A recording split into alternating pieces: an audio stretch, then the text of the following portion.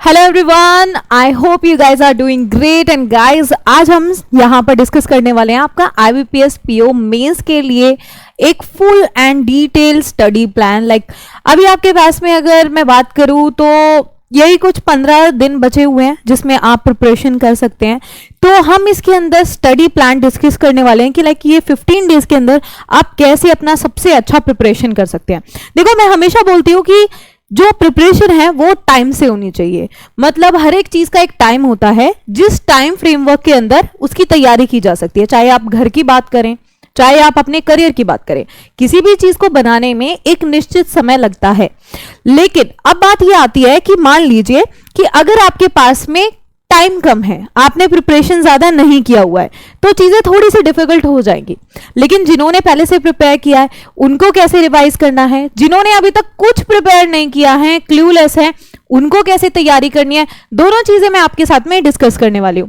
तो सबसे पहला क्वेश्चन जो हमारे दिमाग में आता है कि मैम कितने मंथ का करंट अफेयर्स हम करें, एंड स्पेशली वो स्टूडेंट्स जिन्होंने अभी तक कोई भी तैयारी जो है वो नहीं की है, तो उनको मैं बता दूं, या बाकी लोग जिनको रिवाइज करना है। अब जिन्होंने पहले से तैयारी की है उनको ये मंथ्स जो है रिवाइज करने हैं। ठीक है, आपके पास में एक है जुलाई मंथ, दूसरा है आपके पास में अक्टूबर एंड सितंबर। ये 3 मंथ बहुत ही इंपॉर्टेंट है। लेकिन ऐसा नहीं है कि आपका जून के अंदर नहीं आएगा, जून भी आप कर सकते हो। जून में अगर आपको लगता है कि मैम कितना करें, जो मिनिमम बताओ हमें कितना करें, तो मिनिमम 15 से लेके 30 जून कवर कर लो। और जो बोल रहे हैं मैम मैक्सिमम कितना कवर करें, इन 3 महीने के साथ में जून पूरा कवर कर लेना। और अब कुछ स्टूडेंट बोलेंगे कि मैम अक्टूबर का क्या है ना, नवंबर में एग्जाम है, अक्टूबर का क्या करना है, तो अक्टूबर 1 से लेके 20 अक्टूबर तक कर लेना। अब जो स्टूडेंट ये कहते हैं कि मैम 1 से 20 अक्टूबर तक करें, क्या इससे आगे भी कर सकते हैं, वो डिपेंड करता है जैसे आपको सही लगे। बट 1 से लेके 20 अक्टूबर तक आप लोग कर लेना। अगर मान लो 20 तक नहीं हो पा रहा है तो कम से कम 15 तक तो कर लेना। चांसेस आर देयर कि क्योंकि अभी इस साल हमने ये पैटर्न देखा है कि बहुत रीसेंट पूछे जा रहे हैं, है ना, बहुत रीसेंट से पूछे जा रहे हैं, रीसेंट मंथ से पूछे जा रहे हैं। तो ये करंट अफेयर्स मेनली आपको यहां पर कंप्लीट करने हैं। अब बात आती है कि जब आप इसको रिवाइज करने जाएंगे, या फिर अगर मान लीजिए जो प्रिपेयर कर रहा है, तो कम से कम कोशिश करिए कि हर एक मंथ से 100 से 200 क्वेश्चन का आप रिवीजन कर लो। 100 से 200 क्वेश्चंस का यहां पर क्या करना है, आपको रिवीजन करना है। ये अपने पास में, अपने दिमाग में ना ये बैठा लो ये चीज कि 100 से 200 क्वेश्चन तो बहुत ही आराम से करने हैं। और जिन्होंने पहले से प्रिपेयर किया हुआ है तो उनको सिर्फ रिवाइज करना है। और रिवाइज करना मतलब कि हल्का हल्का मोटा मोटा सरसरी निगाहों से उसको बेसिकली देखना है आपको। तो अब इसके बाद में आपको क्या करना है, तो मैं आपको डे वाइज प्लान बताती हूं। डे वाइज प्लान के अंदर सबसे पहली चीज ये है कि आपको पहले 3 दिन जो है वो किसको डेडिकेट करने हैं, जुलाई करंट अफेयर्स और अगस्त के करंट अफेयर्स को। अब इसमें जनरली आप क्या करेंगे, इस बार हमने देखा गवर्नमेंट स्कीम्स तो देखो पूछी ही जाती हैं, और जो आपकी बजट बेस्ड गवर्नमेंट स्कीम्स है वो भी पूछी गई हैं, है ना। बजट में इस बार जो भी स्कीम्स थी, या बजट में इस बार जो भी नए नए इन्होंने बोला था कि क्या प्लांट्स बनवाएंगे, कौन से ऐसे वेस्ट टू वेल्थ प्लांट्स बनवाए जाएंगे, बायो एग्रो रिसोर्सेज यहाँ पर कौन कौन से उसके प्लांट्स बनाए जाएंगे, वो तो आपको साइड बाय करने ही है। लेकिन आपको स्टेट की स्कीम्स भी करनी है। कौन से स्टेट ने कौन सी अभी रिसेंट कोई स्कीम लॉन्च की है ना, उसमें किसको कितना यहां पर कवरेज मिलने वाला है, तो ये आपको साथ में साथ आपको क्या करना है, पोर्टल से रिलेटेड कोई पोर्टल है, कोई ऐप लॉन्च किया है, कोई प्रोग्राम लॉन्च किया है वो। उसके अलावा लोन एंड ग्रांट्स, किसी एक पर्टिकुलर स्टेट को कोई लोन मिला है, कोई ग्रांट मिला है, या फिर सेंट्रल गवर्नमेंट ने कितना ग्रांट उनको दिया है, कितने ड्यूरेशन के लिए दिया है, दैट इज इंपॉर्टेंट। और स्टेट्स में जनरली आपकी ना स्टेट्स की कुछ रैंकिंग्स दी जाती है ना, चाहे हम बात करें माइक्रो लेंडिंग के बारे में, या मल्टी डायमेंशनल पावर्टी इंडेक्स निकला था। और जनरली इस बार जो रैंकिंग से ज्यादातर क्वेश्चन आते हैं ना, वो आते हैं आपके जैसे government of India based rankings है। जैसे मान लीजिए नीति आयोग ने कोई रैंकिंग निकाला, या फिर कोई वर्ल्ड बैंक की तरफ से, UNDP की तरफ से, ये बड़ी बड़ी जो ऑर्गेनाइजेशन है ना इनकी तरफ से जो निकाली जाती है, जैसे UNDP है, IMF है, इनकी कोई रिपोर्ट या रैंकिंग है, उनको अच्छे से कर लेना। अब ये आपको 3 दिन के अंदर क्या करना है, आपको जुलाई का करंट अफेयर्स और अगस्त का करंट अफेयर्स करना है। ये आप कैसे करोगे, 1.5 दिन के अंदर अपना जुलाई का करंट अफेयर्स अच्छे से रिवाइज कर सकते हो, बहुत प्यार से कर सकते हो। इसको कम से कम अपने 1.5 दिन के अंदर इसको 4 से 5 घंटे दे दोगे, 4 से 5 घंटे दे दोगे तो तुम्हारा जुलाई तैयार हो जाएगा। इसके साथ में शॉर्ट नोट्स बनाते रहना, ताकि लास्ट के जो 2 दिन है उसमें आप क्या कर सको, रिवाइज कर सको लास्ट के 2 दिन के अंदर। फिर अगस्त में भी आपके पास में 1.5 दिन मिलेगा, है ना। तो यहां पर 1.5 दिन में अगस्त के अंदर भी आपको क्या करना है कि मैम इसके अंदर भी हमको कम से कम 5 से 6 घंटे देने हैं, 5 to 6 आवर्स हमको इसको डिवोट करने हैं, चाहे वो अगस्त की बात हो चाहे जुलाई की बात हो। और इसमें भी मैम जब हम करेंगे तो ये सारी चीजें हमें ध्यान रखनी है। फिर इसके बाद में बात करते हैं कि जब आपका डे 4 से लेके डे 7 तक, डे 4 के अंदर हमें क्या करना है मैम, सितंबर और गवर्नमेंट स्कीम्स करनी है, सितंबर वाला करना है, गवर्नमेंट स्कीम्स वाला करना है। अब वो तुम देख लो कि अगर तुम 1.5 दिन में इसको खत्म करते हो, 1.5 दिन में इसको खत्म करते हो, अगर तुमको लगता है कि नहीं मैम हम इसको 1 दिन में खत्म कर देंगे, सितंबर वाले को 1 दिन में खत्म कर देंगे, गवर्नमेंट स्कीम्स को हम 2 दिन देना चाहते हैं तो गवर्नमेंट स्कीम्स को 2 दिन दे दो। अगर तुमको लगता है कि नहीं मैम गवर्नमेंट स्कीम्स हम 1 दिन में कंप्लीट कर लेंगे, और गवर्नमेंट स्कीम से मेरा मतलब यहां पर क्या है, गवर्नमेंट स्कीम से मेरा मतलब है जो भी सेंट्रल गवर्नमेंट स्कीम्स हैं, जो भी आपकी केंद्र सरकार ने सेंट्रल गवर्नमेंट स्कीम्स, प्लस जो भी अभी आपकी रीसेंट की स्कीम्स हैं, कोई रीसेंट कोई स्कीम न्यूज में रही है वो, या स्टेट गवर्नमेंट स्कीम, मतलब स्कीम आई और आपने उसको ध्यान दिया। और स्कीम ऐसा नहीं है कि मतलब स्टेट गवर्नमेंट या सेंट्रल गवर्नमेंट ही, अगर कोई रिसेंटली कोई स्कीम से भी ने शुरू किया है, जैसे आपको पता होगा अभी रिसेंटली ये क्या शुरू किया गया है, यहां पर CDMDF शुरू किया गया है ना। CDMDF क्या है, corporate debt security market development fund है बेसिकली। तो सेबी से रिलेटेड, RBI से रिलेटेड, गवर्नमेंट से रिलेटेड, स्टेट से रिलेटेड। और जब तुम देखोगे ना बहुत ज्यादा क्वेश्चन है नहीं, मुश्किल से तुम्हें 100 क्वेश्चन स्कीम से रिलेटेड मुश्किल से मिलेंगे, ठीक है, वो भी पिछले 4-5 महीनों के अंदर। अब बात करते हैं कि ये हो जाएगा तो मुझे क्या करना है मैम, 8वां 9वां 10वां और 11वां दिन, ये कितने दिन हो गए यहां पर, ये टोटल 4 दिन हो गए, 8वां दिन, 9वां दिन, 10वां और 11वां दिन। इसमें आपको बैंकिंग करंट अफेयर्स करने हैं और RBI इन न्यूज करने हैं बड़े अच्छे से। और जब मैं बैंकिंग करंट अफेयर्स कह रही हूं तो इसका मतलब मैं इसके अंदर इंश्योरेंस भी मान के चल रही हूं, इंश्योरेंस है, फाइनेंस से रिलेटेड है, बिजनेस रिलेटेड है, मतलब जो भी पैसे से रिलेटेड कोई न्यूज है, कोई बिजनेस किसी बड़ी बड़ी कंपनियों से रिलेटेड कोई न्यूज है कि कोई कंपनी जो है वैल्यूएशन के हिसाब से इतनी रैंकिंग पर आई है, कुछ भी इस टाइप से है, वो सब बैंकिंग सीए से मेरा मतलब है वो सारी चीजें जिसमें कहीं ना कहीं पैसे का कोई लेन देन है, पैसे से रिलेटेड चीज है, वो बैंकिंग सीए के अंदर आपको कवर करना है और इसमें स्टैटिक भी कवर करना है। आरबीआई ने कोई नए रूल्स, रेगुलेशन, नॉर्म्स, गाइडलाइंस किसी से भी रिलेटेड, चाहे वो अर्बन कोऑपरेटिव बैंक्स हो, चाहे वो आपकी क्रेडिट इंफॉर्मेशन कंपनीज हो। अब जैसे मैं कहती हूँ अर्बन कोऑपरेटिव बैंक्स, तो एक चीज दिमाग में आनी चाहिए कि अभी रिसेंटली जो आरबीआई है उसने अर्बन कोऑपरेटिव बैंक्स के लिए 4 टियर का फ्रेमवर्क निकाला था, एज इट इज क्वेश्चन इस बार मेंस में था आरआरबी के। फिर एक क्वेश्चन सीआईसी, पिछले साल भी पूछा था कि टोटल कितनी क्रेडिट इंफॉर्मेशन कंपनी सीआईसी है, और इस बार भी ये क्वेश्चन आया था, मतलब रिपीट था क्लर्क मेंस के अंदर। अब बात करते हैं आरबीआई न्यूज में सबसे ज्यादा इसमें पता है किससे रिलेटेड क्वेश्चंस आ रहे हैं, अनक्लेम्ड डिपॉजिट से रिलेटेड क्वेश्चन आ रहे हैं। अनक्लेम्ड डिपॉजिट के लिए क्या किया, क्या नहीं किया, और कौन सा ऐसा डैशबोर्ड निकाला इसने, डेटा एनालिटिक्स से रिलेटेड एक CIMS यहां पर क्या निकाला है, आरबीआई ने एक वो इंफॉर्मेशन सिस्टम निकाला है। तो इस टाइप के क्वेश्चन आपको प्रिपेयर करने हैं। अब बात करती हूं यहां पर, देखो 4 दिन है, आपने क्या किया यहां पर 2 दिन के अंदर इसको कवर कर सकते हो, या 2 दिन इसको दे दो और 2 दिन इसको दे दो, ठीक है, ऐसे कवर कर लो। अब 2 दिन जब इसको दोगे या तो 3 दिन इसको दे दो, इंश्योरेंस, फाइनेंस, बिजनेस सब इसमें कवर हो जाएगा। 1 दिन बैठ के सिर्फ आरबीआई की न्यूज की, या फिर 4 दिन के अंदर इनको कंबाइंड आप लोग कर लो अच्छे से, जैसे आपको कन्वीनियंट लगता है वो। अब इसके अंदर आपको बैंकिंग अवेयरनेस याद रखना है। बैंकिंग अवेयरनेस जैसे कि मान लीजिए अगर तुम कोई क्वेश्चन पूछ रहे हो या पढ़ रहे हो स्मॉल फाइनेंस बैंक के बारे में या पेमेंट बैंक के बारे में, तो ये साइड बाय रिक्वायरमेंट्स ध्यान रखो कि पेमेंट बैंक क्या होते हैं, स्मॉल फाइनेंस बैंक क्या होते हैं, इनके क्या क्या प्रॉपर्टीज हैं, क्या क्या फीचर्स हैं। जो स्मॉल फाइनेंस बैंक है वो क्या डिपॉजिट एक्सेप्ट कर सकता है, लोन दे सकता है कि नहीं, पेमेंट बैंक डिपॉजिट एक्सेप्ट कर सकता है कि नहीं, लोन दे सकता है कि नहीं। और जो आरबीआई के कुछ सर्कुलर्स होते हैं, आरबीआई के कुछ इंपॉर्टेंट सर्कुलर्स हैं, ये आप लोग कर लेना, जो रिसेंट में लेटेस्ट सर्कुलर्स करके डाल देना, आरबीआई की वेबसाइट पर आपको दिख जाएंगे, उसका पीडीएफ डाउनलोड करके उसको बस एक रीडिंग ले लेना, क्योंकि कई बार क्वेश्चन उससे फ्रेम करता है ये। फिर आपका आता है यहाँ पर बैंकिंग अवेयरनेस हो गया आपका कि कौन कौन यहाँ पर खाता खुलवा सकते हैं, आप कहाँ खुलवा सकते हो, सेविंग अकाउंट, डिपॉजिट अकाउंट, जो आपके डिफरेंट एफडी अकाउंट है कहाँ खोले जा सकते हैं, आरआरबी से रिलेटेड, यूसीबी से रिलेटेड। ये आप जब भी कोई इस टाइप का न्यूज पढ़ रहे हो तो उनसे रिलेटेड स्टैटिक डेटा कर लेना। तो इसीलिए इसको 4 दिन दिए गए हैं कि आपके 4 दिन इसको डिवोट किए जाएं, क्योंकि इससे काफी क्वेश्चंस आ रहे हैं, स्पेशली आरबीआई और बैंकिंग से रिलेटेड स्टैटिक क्वेश्चन काफी पूछे जा रहे हैं। फिर आएंगे आपका डे नंबर 12, डे नंबर 13 और डे नंबर 14।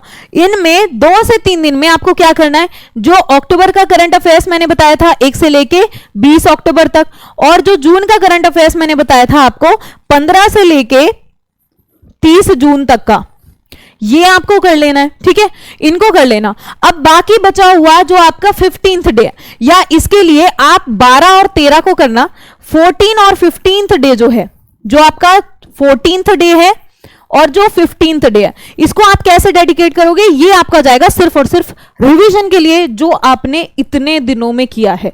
इनके शॉर्ट नोट्स बना के रख लो। शॉर्ट नोट्स क्या होंगे, वो पॉइंट्स होंगे जो आपको लगता है कि आपको पता नहीं है, आप आगे भूल जाओगे, तो उसको शॉर्ट में लिख लो, वर्ड्स में लिख लो। मैं वो भी आपको बता दूंगी कि शॉर्ट नोट्स करंट अफेयर्स में आप कैसे बनाएं, ताकि आपका टाइम भी सेव हो जाए और आप रिवाइज करते वक्त आपका टाइम सेव हो जाए और आपका सारा कुछ रिवीजन भी अच्छे से हो जाए। अब बात करते हैं यहां पर इंपॉर्टेंट टॉपिक्स, बहुत बहुत इंपॉर्टेंट है कि बच्चों को लगता है कि मैम अगर हम करंट अफेयर्स पढ़ रहे हैं तो हम कौन से टॉपिक पे ध्यान दें जिनसे ज्यादा हमारे क्वेश्चंस पूछे जाएंगे। देखो, सबसे पहले तो लाइफ में ना आपको एक चीज बहुत अच्छे से क्लियरली अपने आप को समझानी पड़ेगी कि जिंदगी में अगर कुछ बनना है, कुछ करना है, तो सबसे पहले अपने दिमाग से डर निकालना पड़ेगा। आधे से ज्यादा लोग इस दुनिया में मतलब डर की वजह से कहीं ना कहीं अपने ड्रीम्स को पीछे छोड़ चुके हैं, या इतने गट्स ही नहीं दिखा पाए कि जिंदगी में वो कुछ अच्छा कर सके या जो उनको करना है वो कर सके।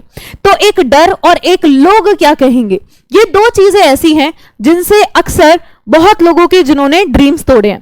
तो first you have to become fearless, confidence आपके अंदर होना चाहिए। अगर आपका कोई एग्जाम है या आप जिंदगी में कोई भी काम शुरू कर रहे हो, हमेशा याद रखना कि उसका पहला स्टेप मुश्किल होता है, उसके बाद में सब अपने आप आसान होते हुए चला जाता है। आपको पहले स्टेप पर बस ये सोचना है कि बस मेरे को अब इसमें कूदना है। पहला स्टेप जो है, आंख बंद करके भगवान का नाम लेके, या जिसको भी आप मानते हो, माता पिता, जो आपके पेरेंट्स है, जिसको भी आप मानते हो, उनको एक बार सोचो दिमाग में और कूद जाओ उस चीज में। पहला स्टेप ले लो, ठीक है, थोड़ा सा सोच समझ के लो, लेकिन पहला स्टेप ले लो। जब आप पहला स्टेप उसमें उतर जाओगे ना, तो बाकी का प्रोसेस जो है वो अपने आप धीरे धीरे धीरे धीरे बहुत आसान होता हुआ चला जाएगा।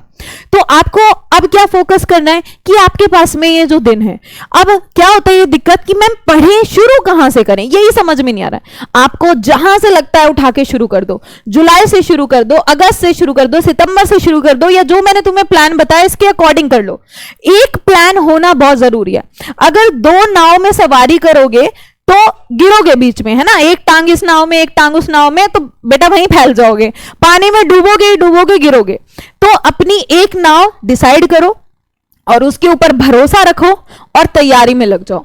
अब उस नाव के अंदर आपको क्या क्या यहां पर देखना है, देखो इंपॉर्टेंट टॉपिक्स जो लेटेस्ट पैटर्न में जिस टाइप के पूछे जाते हैं उसके ऊपर बेस्ड है यहां पर।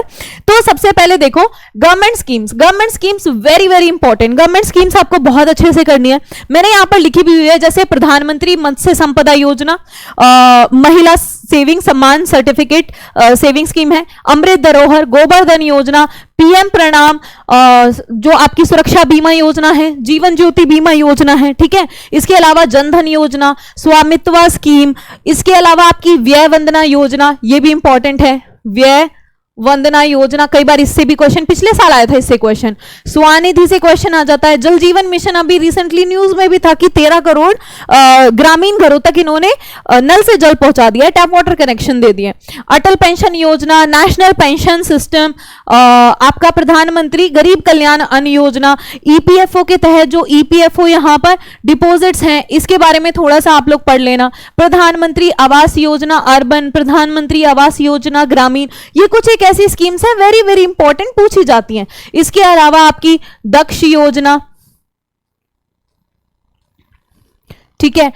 ऐसी बहुत सारी पीएम दक्ष योजना, या जो अभी रिसेंटली विवाद से विश्वास स्कीम, विवाद से विश्वास स्कीम, फेम 2.0 चल रही है अभी। तो जितनी भी ऐसी बड़ी बड़ी सेंट्रल सेक्टर यानी कि जो आपकी सरकारी स्कीम, केंद्र सरकार के द्वारा फंडेड की जाने वाली स्कीम जो है वो देख लेना। और उल्लास इनिशिएटिव अभी लॉन्च हुआ है, New India Literacy Programme, PM USHA scheme, RUSA से ऊषा बना दिया गया है इसको। तो ये सारी स्कीम्स वेरी इंपॉर्टेंट है, इनको देख लेना। स्टेट गवर्नमेंट स्कीम्स, कुछ स्टेट गवर्नमेंट ने एक नई नई स्कीम लॉन्च की है, किस लिए लॉन्च किया गया है, क्या पर्पस रहा है उनका, ये आप अच्छे से देख लेना, है ना। कि जैसे कौन सी स्टेट ने यहाँ पर अपने स्टेट के लोगों के लिए एक ग्रामीण न्याय आवास योजना लॉन्च की है, कि जो लोग ग्रामीण जो आपका प्रधानमंत्री आवास योजना ग्रामीण में कवर्ड नहीं है उनको ये कवर्ड कर रहे हैं। तो इस टाइप की 2-4 चीजें आपको साथ में ध्यान में रखनी है।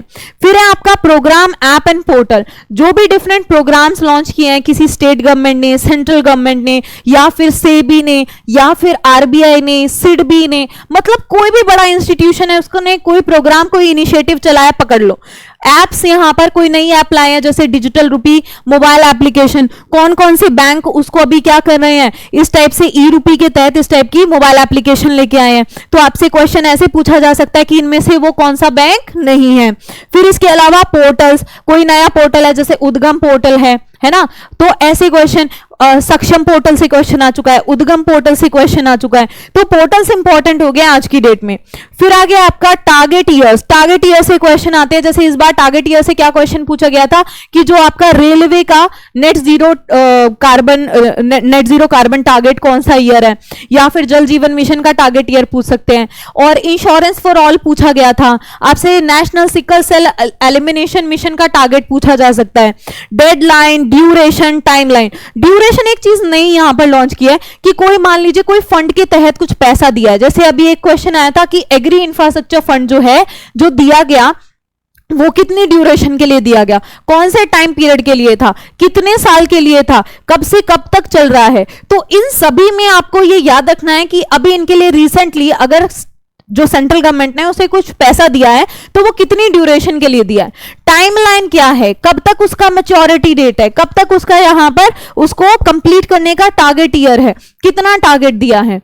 RBI related news, norms and guidelines से भी रिलेटेड क्वेश्चन आया था कि अभी आईपीओ से रिलेटेड था कि आईपीओ खत्म होने के बाद में उसको जो लिस्ट किया जाता है स्टॉक एक्सचेंजेस पर, तो वो टाइमलाइन चेंज की गई थी, है ना। तो पूछा गया था कि ये किसने टाइमलाइन चेंज की है, तो इस टाइप की क्वेश्चन कर लेना। फिर यहां पर various ministry schemes and initiative, जैसे मैंने आपको उल्लास इनिशिएटिव बताया, डिफरेंट आपकी सेंट्रल मिनिस्ट्रीज अलग अलग पोर्टल्स, अलग अलग प्रोग्राम, अलग अलग इनिशिएटिव लॉन्च कर रही हैं, तो वो कौन सी मिनिस्ट्री के अंडर आता है, कौन सा डिपार्टमेंट उसकी इंप्लीमेंटिंग एजेंसी है, नोडल एजेंसी है। ये अभी लग रहा है आपको कि हुआ है कि कैसे करेंगे, इतना सारा है मैम, पागल हो जाएंगे। जब आप करने बैठोगे ना तो हर एक स्टेप पर इजी होता चला जाएगा, क्योंकि वक्त की एक खास बात है और वक्त की कमजोरी और ताकत एक ही चीज है कि वक्त हमेशा एक जैसा नहीं होता। यानी कि अगर वक्त आपका बुरा चल रहा है तो इसमें अच्छी बात यह है कि आगे अच्छा वक्त भी आएगा, और अगर आपका वक्त यहां पर बहुत अच्छा चल रहा है तो बुरी बात यह है कि हो सकता है कमिंग टाइम में आपका बुरा वक्त भी आ जाए, जिसके लिए आपको प्रिपेयर्ड रहना जरूरी है। और अगर आपका वक्त बुरा चल रहा है तो आपको इस बात की संतुष्टि होनी चाहिए, सेटिस्फेक्शन होनी चाहिए कि हमेशा सेम नहीं रहेगा।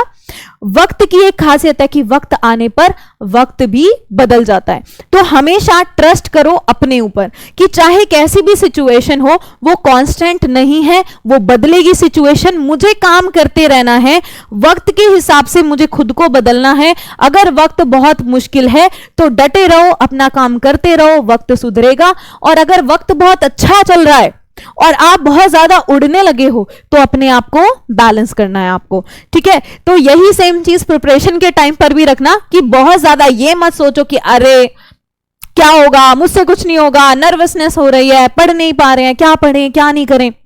चल, जो पढ़ा जा रहा है पढ़ के जाओ, करके आओ। एटलीस्ट तुम लास्ट में कर क्या सकते हो, वही कर सकते हो ना, अपना 100% दो, उससे ज्यादा तुम्हारे हाथ में नहीं है। एग्जामिनर सेट करेगा आपका पेपर, और जो आप करके आओगे वो उस वक्त पर डिसाइड होगा। पहले से उसके बारे में सोच के अपना दिमाग खराब कर लेना, वो पढ़ने का जो वक्त है उस वक्त पर टेंशन में बैठे हुए हैं, पता नहीं क्या पूछेगा क्या पूछेगा। अरे जो पूछेगा पूछेगा, तुम अपने पार्ट पे तो पढ़ाई करो, अपने पार्ट पे तो तैयारी पूरी रखो। फिर इसके बाद में बेसिक बैंकिंग कॉन्सेप्ट आपको करने हैं, जैसे एनबीएफसीज, इनके क्या क्या टाइप के एनबीएफसीज होते हैं, क्या इनके फीचर्स होते हैं, payment bank, small finance bank, RRBs, urban cooperative bank, local area bank, NABARD, SIDBI, SEBI, ये सारे देख लेना। अवार्ड जो गवर्नमेंट ऑफ इंडिया देती है, चाहे आपके नेशनल वाटर अवार्ड्स हो, चाहे आपके इंडिया स्मार्ट सिटीज अवार्ड जो अभी रिसेंटली दिए गए, या फिर जो मल्टी डायमेंशनल पावर्टी इंडेक्स आया था, उससे क्वेश्चन आया था ना। तो इसी टाइप के आजकल ना इंटरनेशनल ऑर्गेनाइजेशन जो जैसे वर्ल्ड बैंक, आईएमएफ टाइप की, जो बहुत बड़ी ऑर्गेनाइजेशन है और थोड़ी क्रेडिबल है, और बाकी जो गवर्नमेंट ऑफ इंडिया अवार्ड देती है वो ज्यादा आप ध्यान रखना, ठीक है। और रैंकिंग स्टेट्स की, किसी गवर्नमेंट या इंडियन रैंकिंग इंडेक्स के अंदर जो इंडियन स्टेट्स को रैंकिंग दी गई है, यानी कि कैसा परफॉर्मेंस रहा उनका, एक्सपोर्ट प्रिपेयर्डनेस इंडेक्स में कैसा परफॉर्म किया स्टेट में, तो इन रैंकिंग्स को आप ज्यादा ध्यान रखना। जो नीति आयोग निकालती है या भारतीय सरकार की कोई मिनिस्ट्री उसको इंप्लीमेंट करती है, या कोई भारतीय सरकार की किसी मिनिस्ट्री ने इस टाइप के कोई अवार्ड्स दिए, जैसे नेशनल वाटर अवार्ड्स कौन से नंबर के दिए गए, कौन सी मिनिस्ट्री ने दिए, इंडिया स्मार्ट सिटीज अवार्ड दिए गए, कौन सी मिनिस्ट्री ने दिए, कितने लोगों को दिए गए, शांति स्वरूप भटनागर अवार्ड जो है कौन देता है, किस मिनिस्ट्री ने दिया है, कौन सी ऑर्गेनाइजेशन उसको यहां पर कंडक्ट कर रही है, ऑर्गेनाइज कर रही है, event related to distributing Shanti Swarup Bhatnagar award. और शांति स्वरूप भटनागर है कौन जिनके नाम पे अवार्ड दिया जा रहा है। तो ऐसी कुछ एक चीजें याद रखनी है। और प्लस एक चीज और याद रखना आप लोग कि जैसे साइंस एंड टेक्नोलॉजी से रिलेटेड काफी क्वेश्चन आजकल आने लगे हैं। साइंस एंड टेक्नोलॉजी से जैसे इसरो रिलेटेड कोई चीज है, या फिर जो हमारे किसी दूसरी कंट्री के मून मिशन वगैरह है, मून मिशन है, या फिर सैटेलाइट्स वगैरह है ना, जो आपकी सैटेलाइट्स वगैरह है, ये मैंने आपको ना इसमें भी बता रखा है यहां पर कि international agreements, satellite missions, app funding, SEBI, target years, international कोई अग्रीमेंट हुआ है इंडिया किसी दूसरे देश के बीच में लोकल करेंसी प्रमोट करने के लिए, जैसे सीपा एग्रीमेंट जो है, कॉम्प्रिहेंसिव इकोनॉमिक पार्टनरशिप एग्रीमेंट से रिलेटेड क्वेश्चन आया था कि सबसे पहला किसके साथ साइन किया था, इंडिया यूएई के बीच में साइन हुआ था। तो इस टाइप की चीजें थोड़ी सी ध्यान रखना आप लोग, कोई एक्सरसाइज कंडक्ट कराई जा रही है। अब आपको जो लास्ट में ध्यान रखने वाली बात यह है कि आखिरी के जो 2 दिन है आपके, वो प्योरली रिवीजन के लिए होने चाहिए। और जो यहां पर आपके मॉक टेस्ट आपको जो दे रहे हो, आप मॉक टेस्ट आपको ऑल्टरनेट डे के बेसिस पर देने हैं, मतलब डेली बेसिस पर मत देना, एक दिन छोड़ के एक दिन मॉक टेस्ट देना। और जब आप मॉक टेस्ट देते हो तो ये कोशिश करना जानने की कि क्या है जो आपका गलत चल रहा है, और कहां कहां पर आपसे क्वेश्चन, किस टाइप के क्वेश्चन सॉल्व नहीं हुए, या कौन से टाइप के करंट अफेयर्स जनरली आपको नहीं आते थे, उस मॉक टेस्ट के अंदर आप ये एनालाइज करेंगे। उसके अलावा क्विक सीए रिवीजन करना है, फटाफट से इन 2 दिन के अंदर आपको फटाफट से जो भी आपने पढ़ा है उसको रिवाइज करना है। और simple tricks and tips last में याद रखे जाना, क्या क्या आपको ट्रिक्स फॉलो करनी है, क्या क्या आपको टिप्स मिली हैं, क्या करना है क्या नहीं करना है, क्या स्ट्रैटेजी होगी, किस टाइप के क्वेश्चंस आप पहले करेंगे, जो क्वेश्चंस आपको इजी लगते हैं, जिन क्वेश्चंस को जनरली आपका आंसर निकल आता है उनको आप पहले करेंगे, बाकी बाद में करेंगे, बहुत ज्यादा गैस वर्क नहीं करना है। तो इस टाइप की कुछ सिंपल ट्रिक्स एंड टिप्स अपने एग्जाम से एक दिन पहले, एक शाम पहले देख के जाना। मोस्ट इंपॉर्टेंट आपके लिए जो चीज है वो है मेंटेनिंग एक्यूरेसी। अगर आपको लगे कि एग्जाम आ रहा है बहुत ज्यादा डिफिकल्ट, ठीक है, इतना आइडिया लग जाता है कि बहुत सर के ऊपर से जा रहा है एग्जाम, तो आपको वहां पर एक चीज मेंटेन करनी है, जो आता है बेस्ट करो एंड मेंटेन एक्यूरेसी, यही आपको सिलेक्शन दिलाएगी।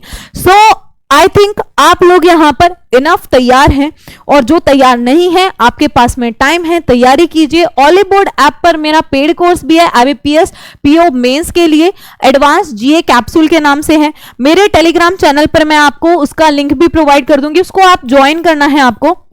मेरे टेलीग्राम चैनल का नाम है शीतल शर्मा 01, शीतल शर्मा मैम ऑफिशियल के नाम से है, शीतल शर्मा मैम ऑफिशियल के नाम से है। इधर आप लोग ज्वाइन कर लेना। यहां पर आपको बहुत सारी क्लासेस जो हैं उनका लिंक मिल जाएगा, मैराथन क्लासेस का लिंक मिल जाएगा। एंड ये जो YT चैनल है गाइज, इसको सब्सक्राइब कर देना, जाते जाते वीडियो को लाइक एंड चैनल को सब्सक्राइब जरूर कर देना। और मेरा पेड बैच जो है, आपको शीतल कोड यूज करना है to get maximum discount. Sheetal code लगाएंगे तो मैक्सिमम डिस्काउंट मिल जाएगा, कुछ 500 कुछ रुपए का आपको ये मिलेगा, ठीक है, 539 का आफ्टर यूजिंग शीतल कोड। और ये कहाँ मिलेगा आपको? ऑलिव बोर्ड की ऐप पर, ठीक है, ऑलिव बोर्ड ऐप पर आपको मेरा पेड कोर्स जो है वो मिल जाएगा। So that's it for today guys. I hope कि आपको सेशन यूजफुल रहे और आप इस स्टडी प्लान के थ्रू बहुत अच्छे से तैयारी करके अपना जो सिलेक्शन है वो यहाँ पर सिक्योर करें। And all the best guys, do well. और याद रखना, हमेशा जो लोग एकदम काम रह के पॉजिटिविटी के साथ में एग्जाम की तैयारी करते हैं, एग्जाम दे के आते हैं बिना ओवर थिंक किए, हमेशा उनका परफॉर्मेंस बाकी स्टूडेंट से ज्यादा अच्छा रहता है। तो कोशिश करिए कि आपके अंदर का जो काम एंड कंपोजर है, कामनेस कभी खत्म ना हो। आपके अंदर हमेशा एक पॉजिटिव अप्रोच रहनी चाहिए कि जिंदगी में जो भी होगा देख लेंगे। अल्टीमेटली इससे पहले पास्ट में जितनी भी मुश्किलें आई हैं सब आखिर में सॉल्व हो गई है ना, आगे भी सॉल्व हो जाएंगी। और अच्छा सोचोगे अच्छा होगा। और इसी नोट पर सेशन करती हूँ and thank you so much everyone. Bye bye, take care and wish you guys all the very best. जय हिंद गाइस।